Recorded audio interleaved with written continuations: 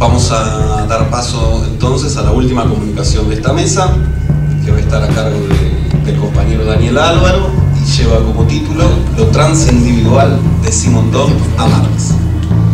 Bueno, voy a empezar agradeciendo algunos agradecimientos. En primer lugar, ya lo dijeron varios de los que pasaron por esta mesa ayer, hoy, pero creo que es importante renovar el agradecimiento a la Biblioteca Nacional y en especial a su director, Horacio González, que desde hace años, desde hace por lo menos 6 años de que está a cargo de esta gestión, abre de modo muy generoso las puertas de este espacio para dar lugar a todo tipo de eventos como este y otros, con una libertad de pensamiento y de acción absoluta, así que me parece que vale la pena hacer ese agradecimiento. Por otro lado, agradecerle a los compañeros del grupo de lectura Simondon. Estoy aprendiendo mucho en estas mesas sobre Simondon. Me doy cuenta que se están diciendo muchas cosas que no se decían en las reuniones. Es decir, que hay que hacer coloquios para que la gente diga las cosas que no se dicen en las reuniones, porque evidentemente en los coloquios pasan cosas, no son meras repeticiones de las reuniones, puedo asegurarlo. Acá hay hipótesis de lectura, algunas muy fuertes, y bueno, agradezco eso a todos. Y al público presente, viernes 5 de la tarde, hay muchos mejores lugares para estar en este momento que acá. Yo sé que sí. Si yo no tuviera que hablar, no estaría acá, de hecho. Así que agradezco mucho a los estoicos que han venido. Ni siquiera para escuchar a nosotros. Bueno, mi ponencia se llama Lo transindividual de Simondon a Marx. Si cabe una pequeña dedicatoria, quisiera dedicar esta comunicación a mi papá, que está acá presente, que leyó Marx antes que yo y que me lo hizo conocer. La relación entre Simondon y Marx es el tema de esta comunicación. Existe una relación directa o explícita, evidenciada en cada uno de los textos donde Simondon se refiere a Marx y al marxismo. Pero también existe una relación indirecta o implícita, desde mi punto de vista nada evidente, entre Simondon y Marx, que surge menos de lo que Simondon dice acerca de Marx que de lo que ciertos pensadores contemporáneos dicen sobre uno y otro, es decir, sobre Simondon y Marx. En primer lugar, voy a intentar dar cuenta de ambos tipos de relaciones. Por un lado, voy a detenerme en los comentarios críticos que Simondon le dedica a Marx en sus 2 obras más importantes, la individuación, por un lado, y el modo de existencia de los objetos técnicos por otra. Y al mismo tiempo voy a referirme a estudios recientes de Tian Balibar y Paolo Virno, donde aparecen delineados los rasgos fundamentales de otra relación posible entre Simondon y Marx, que es la que a mí me interesa y sobre la cual voy a detenerme más extensamente. En segundo lugar, voy a hablar de lo transindividual, una noción fundamental del pensamiento, del sistema de pensamiento de Simondon, una noción de la que hemos hablado ayer, Juan Manuel habló, yo volví a hablar a la noche. Voy a intentar decir algo más sobre esta cuestión. Concretamente me pregunto qué es lo transindividual, qué implica desde un punto de vista lógico la afirmación de una realidad transindividual que no es simplemente psíquica, ni simplemente colectiva, ni interior, ni exterior, sino más bien la unidad de todos estos niveles de realidad. Cómo se relaciona en última instancia la apuesta de Simondon por la transindividualidad y su proyecto de fundar una nueva axiomática para las ciencias humanas. Y en tercer y último lugar, me propongo introducir y comentar algunos pasajes de Marx, pertenecientes a distintas épocas de su producción, donde la clásica oposición entre individuo y sociedad aparece seriamente cuestionada. Pasajes que compiten, desde mi punto de vista al menos, en radicalidad y audacia con los que escribe Simondon un siglo más tarde, y en los cuales quiero apoyarme para defender mi hipótesis de lectura, a saber que Marx es un pensador de lo transindividual avant la lettre, como suele decirse, es decir, un pensador de lo transindividual anticipado. Voy a desarrollar entonces mi primer punto, que tiene que ver con las lecturas sobre Simondon y Marx. Como ya adelanté, los comentarios que Simondon le dedica a Marx en sus 2 libros más importantes que son los libros básicamente de los que estuvimos hablando ayer y hoy, son críticos, son comentarios bastante críticos. No obstante, me parece que una lectura atenta de estas críticas demostraría que, por profundas que sean, no carecen de reconocimiento por el pensamiento de Marx. No es este el lugar para una demostración en ese sentido, pero me gustaría decir brevemente en qué consisten estas críticas que Simondon le dedica a Marx. Si bien las objeciones desplegadas en ambos libros no son las mismas, tienen, por decirlo así, un trasfondo común. En términos generales, Simondon parece reprocharle a Marx y al marxismo. Simondon no distingue entre Marx y marxismo, esto me parece importante destacarlo. Les reprocha un cierto esquematismo y una limitación en el análisis sobre la relación de los hombres con la naturaleza, y más en concreto en el análisis sobre el trabajo y la alienación. Se trata de juicios agudos por parte de Simondon, de críticas duras, que apuntan a conceptos centrales de la teoría marxista: alienación y trabajo.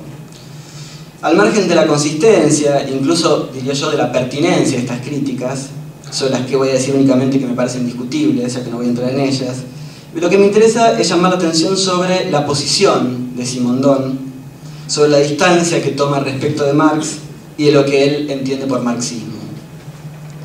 Esta cuestión me interesa básicamente por dos razones.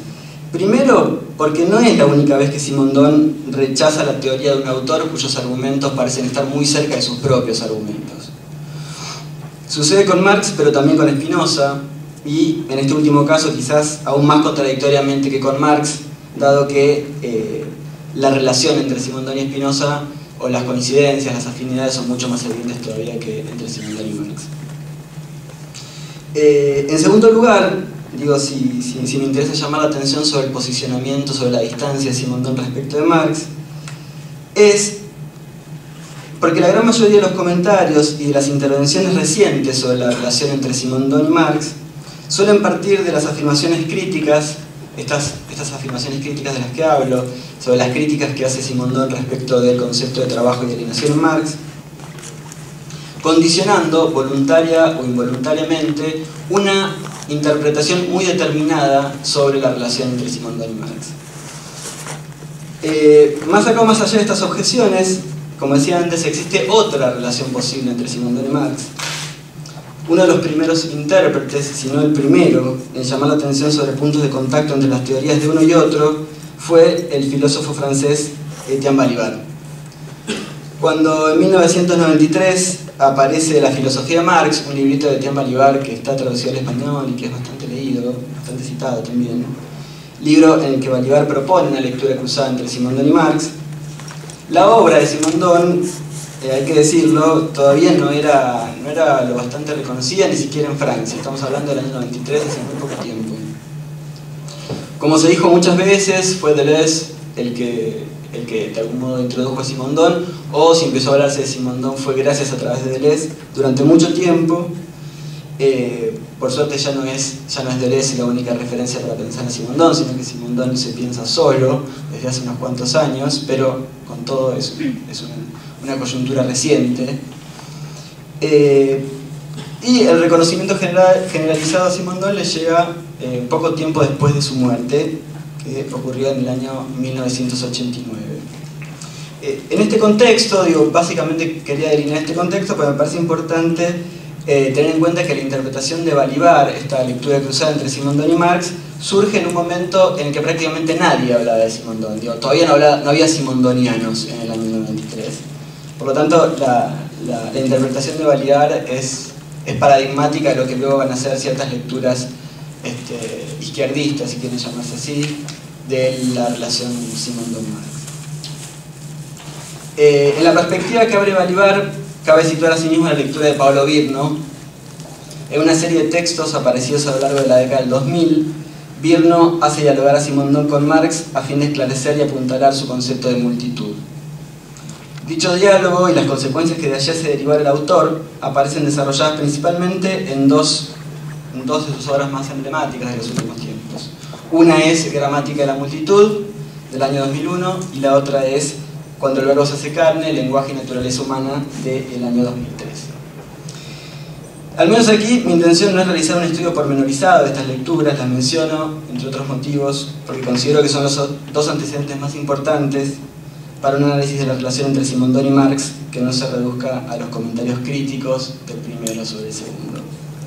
Aun cuando el alcance y los objetivos de estas interpretaciones son claramente diferentes entre sí, Balibar y Virno no piensan lo mismo.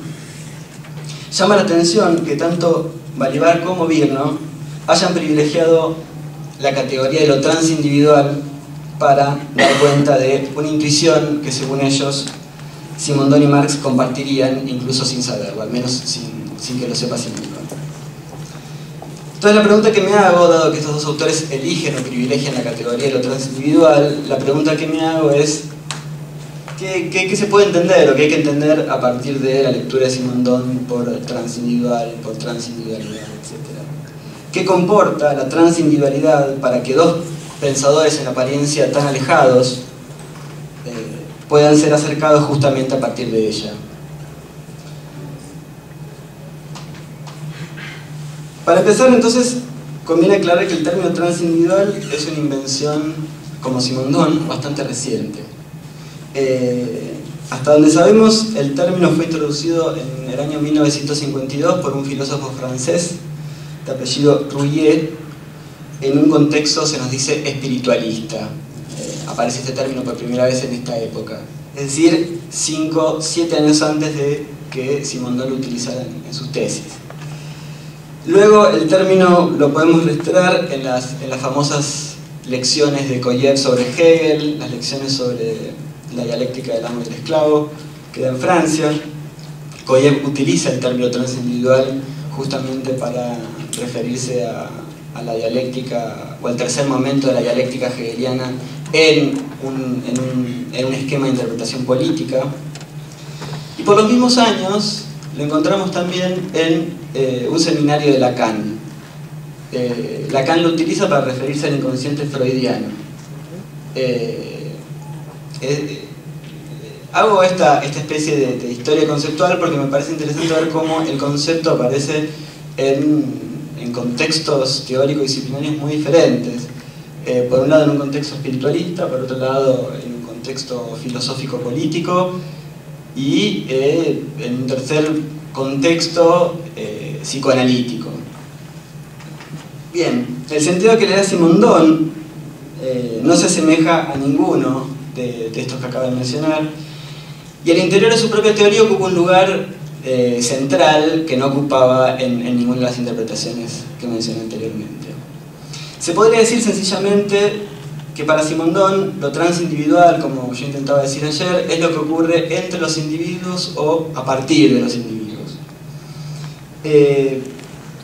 No habría nada que agregar, como decía ayer, no habría nada que agregar a esta definición si supiéramos lo que quiere decir individuo para Simondon, pero ese es todo el problema, que no sabemos qué quiere decir individuo, no sabemos qué es un individuo, por lo tanto decir que lo transindividual es lo que ocurre entre los individuos, hasta ahora o todavía no tiene demasiado sentido.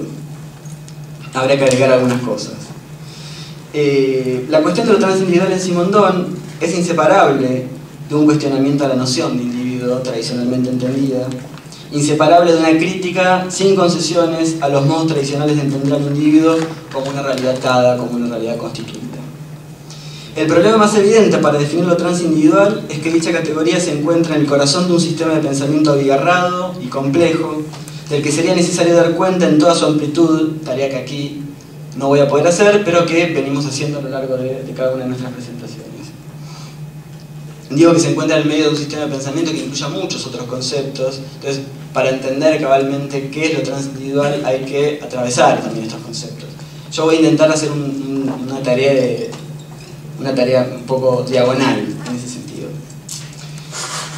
A contrapelo de una larga tradición que se remonta hasta Aristóteles, resurge Aristóteles en esta charla, y llega hasta nosotros atravesando las más diversas disciplinas, Simondon parte de la individuación y no del individuo. Lo que se propone, nos dice la individuación, es conocer al individuo a través de la individuación antes que a la individuación a partir del individuo. Al invertir el punto de partida, Simondon descubre que el individuo, más que ser una realidad consumada hacia la cual el pensamiento tiende naturalmente, es una realidad parcial y relativa. El individuo, al que la abrumadora mayoría de las filosofías de todos los tiempos le otorga el estatuto de modelo del ser, es apenas una fase del ser en la teoría de Simondon. El individuo no es el ser absoluto, el individuo es devenir del ser. El devenir es la capacidad del ser para desfasarse respecto de sí mismo. El ser absoluto no existe. El ser existe por fases. Lo que habitualmente se denomina individuo se corresponde con una de estas fases. Simondon plantea una teoría del ser polifásico, es decir, un ser con varias fases. El privilegio ontológico del individuo es suspendido y desplazado hacia la individuación. Lo que importa ya no es el principio de individuación, sino la operación de individuación. La individuación es el proceso por el cual el ser preindividual deviene ser individuado. El ser preindividual, del que hablábamos ayer, fuente de toda individuación y de todo individuo, es más que unidad y más que identidad. El ser preindividual es un sistema metaestable, es decir, ni estable ni inestable. Sistema rico en potenciales y fuerzas en tensión a partir de la cual es posible pensar la ontogénesis o génesis del individuo. La ontogénesis es devenir del ser en tanto ser que se desdobla y se desfasa al individuarse. Simondon describe distintos niveles de individuación, el físico, el biológico y el psicosocial. A cada uno de ellos le dedica largas reflexiones, las cuales a su vez están encadenadas entre sí. Por falta de tiempo voy a hacer la economía, las dos primeras, y voy a centrarme directamente en la individuación psicosocial, pues es en el marco de esta reflexión sobre lo psicosocial que aparece fuerte el concepto de lo transindividual. En realidad, Simondon distingue entre la individuación psíquica o interior y la individuación colectiva o exterior. Ahora bien, la categoría de lo transindividual viene a dar cuenta justamente de la reciprocidad y de la unidad sistemática entre ambas individuaciones. Lo transindividual, explica Simondon, es lo que supera al individuo mientras lo prolonga. Lo transindividual no es exterior al individuo y sin embargo se aparta en cierta medida de él. El carácter eminentemente ambiguo de esta definición de lo transindividual tiene que ver con el hecho de que lo transindividual es considerado como punto de contacto entre lo interior y lo exterior, entre lo psíquico y lo social. La realidad transindividual es psicosocial. Cada individuo la lleva consigo y es eso mismo que relaciona a los individuos entre sí. La individuación transindividual es segunda en relación a la individuación biológica. La primera se superpone y desborda la segunda. La individuación transindividual es la estructuración colectiva producida a partir de ese fondo no estructurado que subsiste como resto preindividual en cada uno y todos los individuos. Como dice Simondon, citando a Malebranche, tenemos movimiento para ir siempre más lejos. De hecho, retoma Simondon, tenemos tensión, potenciales para devenir otros, para recomenzar una individuación que no es destructora de la primera. Lo transindividual es ante todo y sobre todo relación. Para Simondon, la relación tiene valor de ser, rango de ser. La relación no es relación entre dos términos que tendrían una existencia separada, sino que la relación es contemporánea de los términos que relacionan. Dicho de otro modo, la existencia de la relación es simultánea respecto de los términos relacionados. Desde esta perspectiva no se puede concebir al individuo como anterior a la sociedad, ni a la sociedad como anterior al individuo. El individuo se constituye en el límite entre sí mismo y lo que ya no es él mismo. El individuo existe en ese límite. Cito a la individuación. Lo social puro y lo individual puro existen por relación a la realidad transindividual, como términos extremos de toda la extensión de lo transindividual. Lo individual y lo social no existen uno con relación al otro en calidad de términos antitéticos. Fin de la cita. Esta última frase, escrita justo antes de pasar a las conclusiones del libro, revela el sentido de la nueva lógica que se propone aquí para pensar lo individual, lo social y la relación necesaria entre uno y otro. Frente a la ausencia de una teoría general de las ciencias humanas, dice Simondon en una conferencia en 1960, de la que también hablábamos ayer, frente a la ausencia entonces de una teoría general de las ciencias humanas o sociales, Simondon no oculta su intención de buscar las condiciones de una axiomatización posible. Para fundar o refundar la ciencia humana, Simondon se interesa por una axiomática común a las diferentes disciplinas que se figura como una teoría intermedia entre la sociología y la psicología. Cito nuevamente: el sustancialismo obliga a pensar el grupo como anterior al individuo o al individuo como anterior al grupo, lo que engendra el psicologismo y el sociologismo, dos sustancialismos a diferentes niveles, moleculares o molares. La crítica a la oposición entre sociologismo y psicologismo no se resuelve apelando a una tercera posición conciliatoria cuyos nombres serían psicología social o sociología psicológica, etc. La existencia psicosocial de la que habla Simondon se refiere a una situación concreta que no parte del individuo ni parte de la sociedad, sino de la relación entre ambas realidades consideradas únicamente como casos extremos. La realidad transindividual no es ni social ni individual, o es ambas cosas a la vez. Detenta al mismo tiempo la fuerza oscilatoria del entre y la fuerza transversal del trans. La tentativa de fundar una axiomática de las ciencias humanas se encuentra estrechamente ligada a la posibilidad de llevar hasta sus últimas consecuencias la lógica paradójica de la transindividualidad. En última instancia, lo que está en juego en esta apuesta es una nueva ontología, o como prefiere decir Simondon, una nueva ontogénesis. Vale decir, una ontología sin sustancia y ajena a cualquier tipo de sustancialismo. Una ontología que podríamos llamar relacional.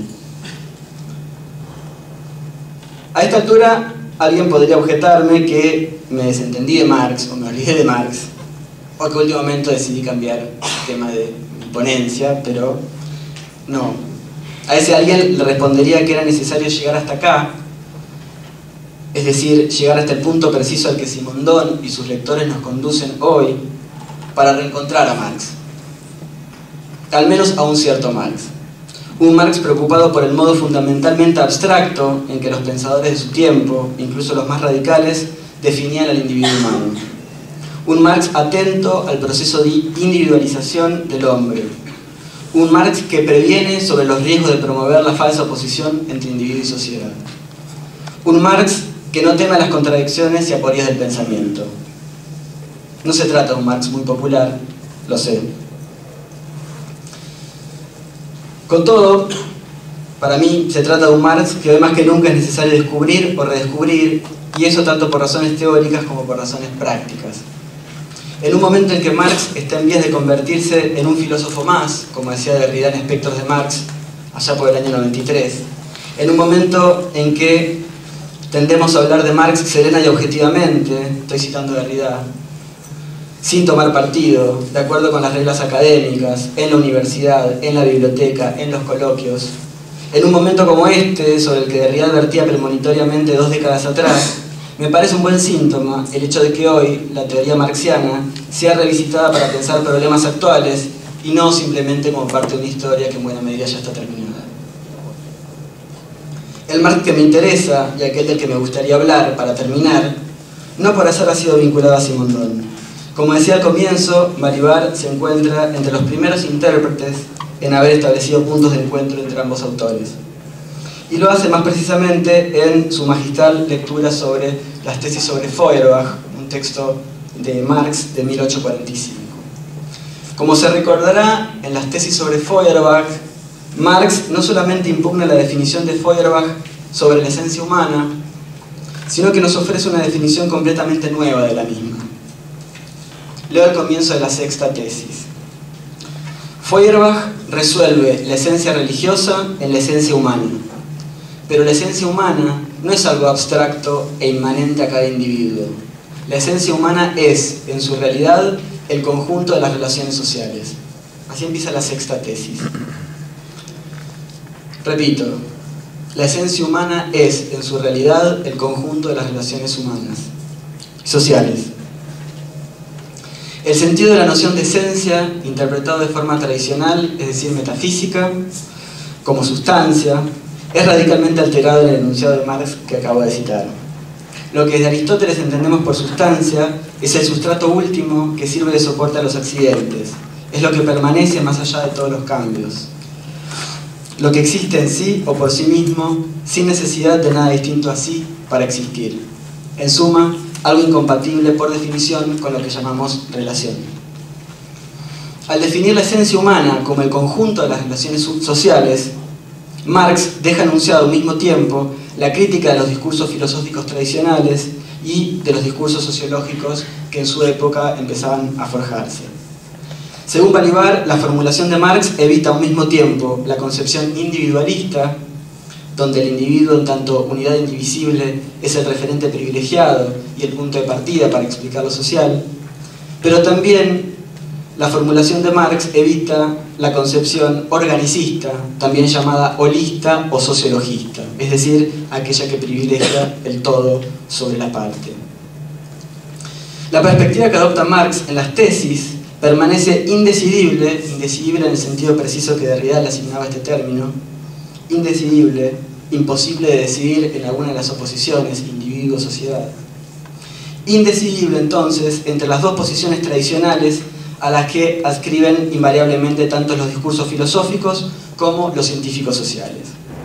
Según Marx, la esencia humana no es anterior ni posterior al individuo, no se aloja dentro ni fuera de él.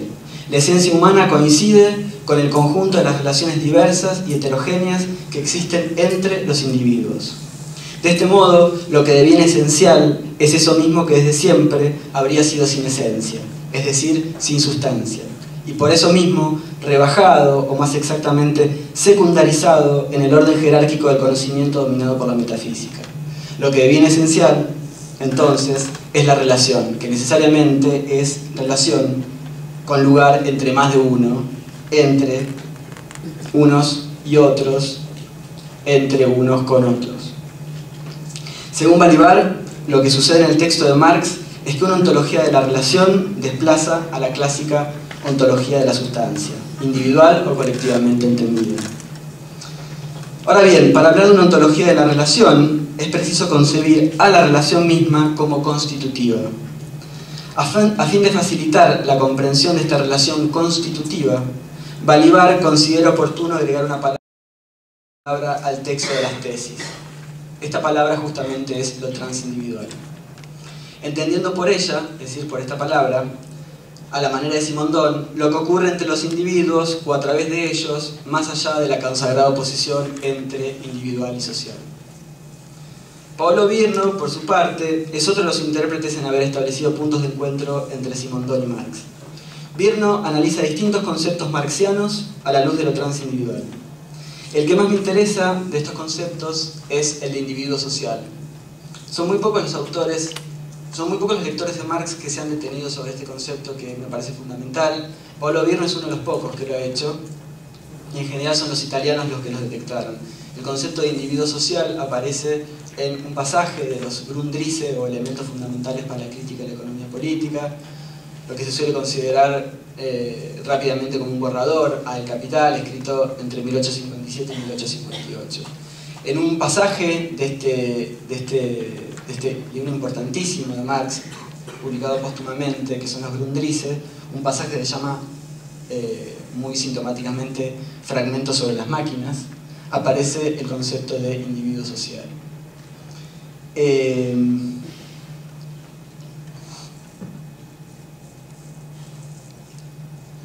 Virno escribe: a primera vista, el individuo social parece un bello oxímoron, una confusa mezcla de contrarios, en suma, un manierismo hegeliano. Pero es posible tomar este concepto al pie de la letra, a fin de hacer con él un instrumento de precisión para revelar modos de ser, inclinaciones y formas de vida contemporáneas. Esto es posible, en buena medida, nos dice Virno, gracias a las reflexiones de Simondón sobre el principio de individuación. Continúa Virno: cuando habla de individuo social, Marx se refiere al entrelazado entre existencia genérica y experiencia irrepetible. O bien, dicho de otro modo, a la mezcla inextricable de singularidad contingente y realidad preindividual. Pienso yo que este entrelazamiento entre lo individual y lo social, que recuerda en todo a lo transindividual de Simondón, debe ser entendido en el más estricto sentido como una categoría lógica. La expresión individuo social no es una metáfora para indicar la naturaleza social del hombre. Esto es lo que tiene que quedar claro para mí, lo más importante de lo que quiero decir hoy acá. Individuo social en Marx no es una metáfora para indicar la naturaleza o el carácter social del hombre. Que el hombre es un animal social o un animal político, eso lo sabemos de Aristóteles y no era necesario que viniera Marx a reafirmar lo que ya sabíamos de Aristóteles. Lo que Marx nos hace saber, a través de este enunciado aparentemente contradictorio, es que el individuo no solo es inconcebible fuera de la sociedad, sino que el individuo se individúa en sociedad, es decir, en relación con otros individuos. Y digo esto para que no se diga después que esto es un aspecto menor del pensamiento de Marx o una interpretación forzada de sus textos. En la primera página de los Grundrisse se puede leer la siguiente afirmación de Marx. El hombre es, en el sentido más literal, un son politikon, es decir, un animal social o un animal político, según la traducción. No solamente un animal social, sino un animal que solo puede individualizarse en la sociedad. Esto lo dice Marx en la primera página de los Grundrisse. Las citas, desde luego, podrían multiplicarse de distintas formas. Todos los pasajes de Marx, en este sentido, confluyen en un postulado ontológico ya planteado tempranamente en los manuscritos de 1844. Cito un breve fragmento de estos manuscritos. Hay que evitar, ante todo, el hacer de nuevo de la sociedad una abstracción frente al individuo. El individuo es el ser social. Cito nuevamente, pasaje de los manuscritos filosóficos económicos, otro texto póstumo escrito contra Hegel y Feuerbach en 1844. Hay que evitar, ante todo, el hacer de nuevo de la sociedad una abstracción frente al individuo. El individuo es el ser social. La palabra sociedad aparece entre comillas y el enunciado es el ser social aparece en itálicas. Me pregunto, ¿cómo no ver aquí una prefiguración del planteo simondoniano sobre la transindividualidad? Creo que afirmar que Marx es un pensador de lo transindividual avant la lettre o tempranamente o anticipadamente no supone de ningún modo restarle mérito a Simondón. La originalidad de su teoría de la individuación de ningún modo se ve afectada por esta suerte de resonancia marxiana, lejana e intempestiva. Esta afirmación no tiene más pretensión que la de darle un lugar a Marx ahí donde Simondón no se lo da y donde todavía hoy no lo tiene. En la actualidad, me parece, resulta impensable fundar o refundar las ciencias humanas sin la intervención de un pensamiento como el de Simondón, que evita partir del individuo o de la sociedad y empieza por preguntarse ¿qué es la relación? Lo que equivale a decir que no habrá un nuevo punto de partida para las ciencias humanas sin Simondón, así como tampoco lo habrá sin Marx y sin algunos otros que habría que empezar a sumar a la causa desde este mismo instante. Entre esos otros, sin duda, se encuentra Nietzsche, del que me gustaría hablar en otra ocasión. Gracias.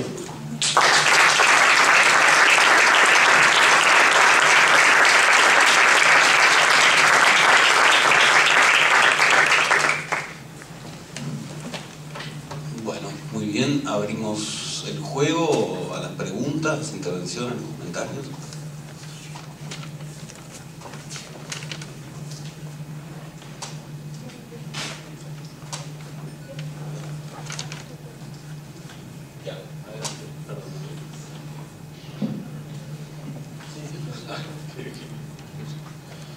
Bueno, muchas gracias, sí, de verdad. Yo sabía que ibas a presentar algo que tenía mucho que ver con esta parte sobre las ciencias humanas.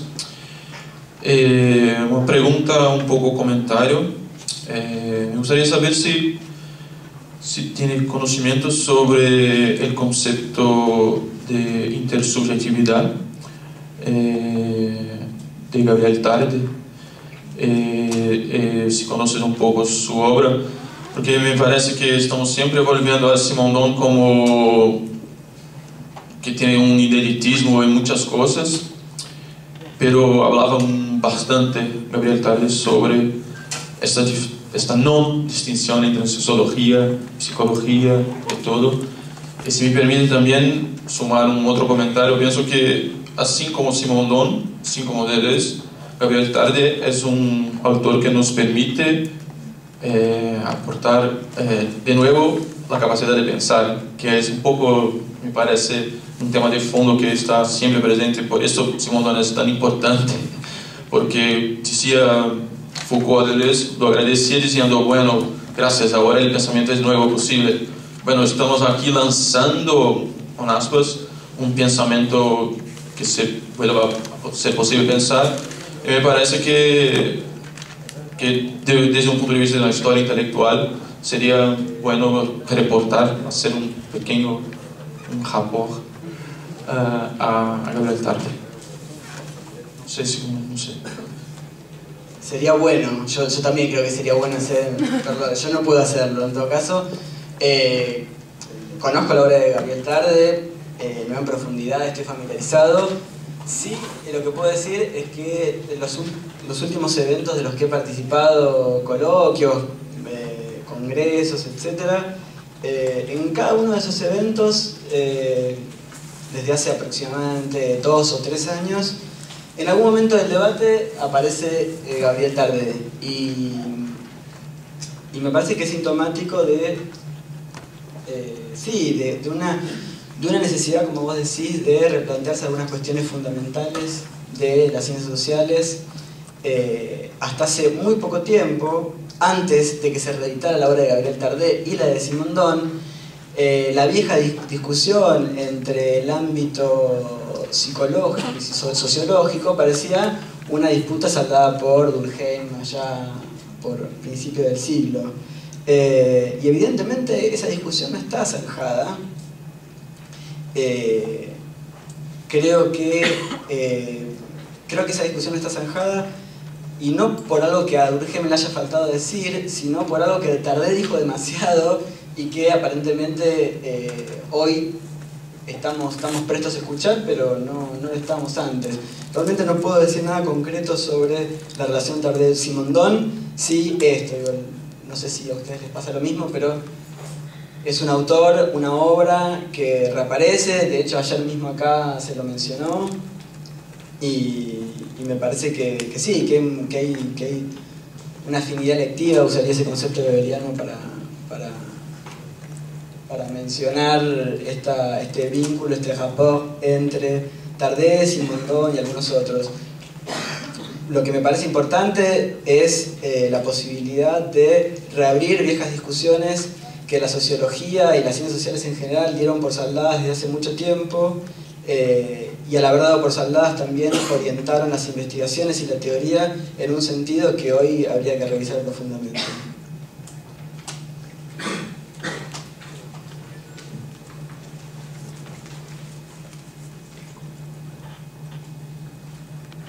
Solo 2 cosas. Primero, como si hacemos una lectura de los síntomas Tarde, es la misma editorial que publica Simondon y que publica Tarde, digamos, que es la misma editorial que tiene una mesa afuera. Como que hay una red, un vínculo. Y otros, pero digo, son la misma gente que publica Tarde y Simondon, y por ahí algo que tiene que ver, más allá del hecho de que sea Deleuze que los cita a los dos, ¿no? Como que entramos, me parece que estamos en un momento en el cual ya no es solo, como bien lo dijiste, por qué Deleuze cita a Simondon y por qué Deleuze cita a Tarde que lo queremos trabajar, sino porque algo para pensar el presente nos hace falta en esos autores. Eso como primer punto.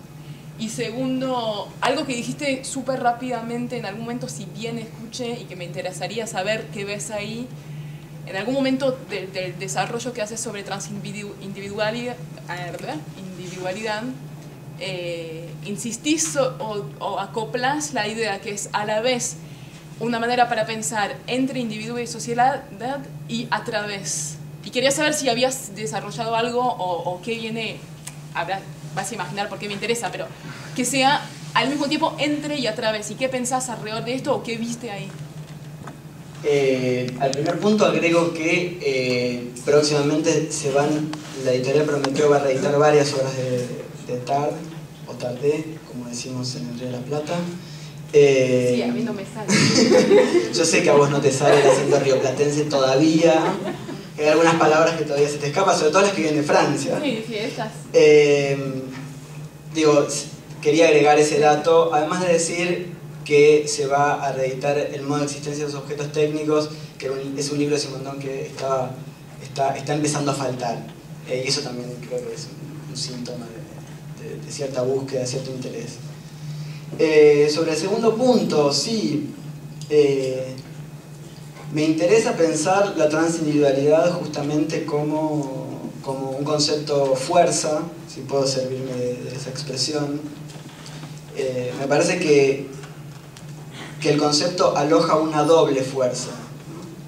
Lo digo así en la ponencia y lo digo rápidamente no como se dice habitualmente porque no haya tenido tiempo de desarrollarlo, porque no hubiera tenido tiempo para explicitarlo más, sino porque todavía no lo pensé lo suficiente. Es el único motivo por el que lo digo rápidamente, pero sí lo que veo ahí es una doble fuerza. Una doble fuerza que yo llamo la fuerza oscilatoria del entre y la fuerza transversal del trans. Me parece que Simondon, que escribe antes que Derrida, no está en contacto con la idea de un indecidible, que es justamente, son estas palabras sintomáticas que Derrida encuentra en la lengua y que no pueden ponerse en ninguno de los dos polos de las oposiciones clásicas, ¿no? En este caso, la oposición clásica y fundadora de las ciencias sociales es la oposición individuo-sociedad. Creo que el concepto de transindividual aloja en sí la fuerza oscilatoria del entre o de lo indecidible, pero también de la transversalidad. Me parece que le agrega al indecidible derridiano una fuerza de espaciamiento, de movimiento, de transversalidad, de dinamismo, de potencial, de devenir, que es una palabra que Derrida no se la permite porque está demasiado cargada de connotaciones metafísicas. Simondon, que escribe antes que Derrida, sí se permite ese tipo de lenguaje y me parece que en una época como la que creo que vivimos post-deconstruccionista es válido que nos animemos a denunciar viejas palabras que ameritan ser revisitadas.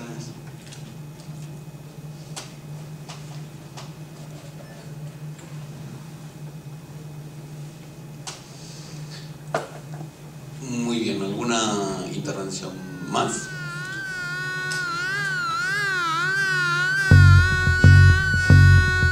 Bien, entonces, por un lado quisiera pedir un aplauso para Daniel.